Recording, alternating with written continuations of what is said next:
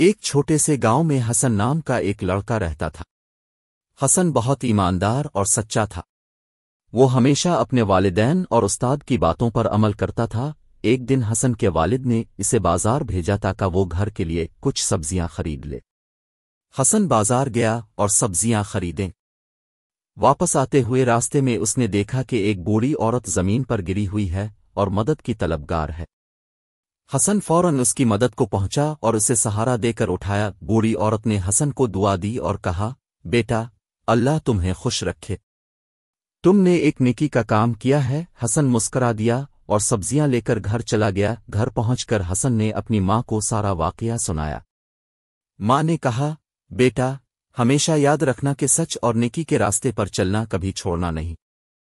اللہ ایسے لوگوں کی ہمیشہ مدد کرتا ہے۔ کچھ دن بعد حسن کی سبزیوں کی دکان پر ایک بہت ہی امیر آدمی آیا اور حسن کی ایمانداری سے متاثر ہے کر اس سے بہت ساری سبزیاں خرید لے۔ حسن کی ایمانداری اور نیکی کی وجہ سے اس کا کاروبار دن بدن بڑھنے لگا اور وہ ایک کامیاب تاجر بن گیا۔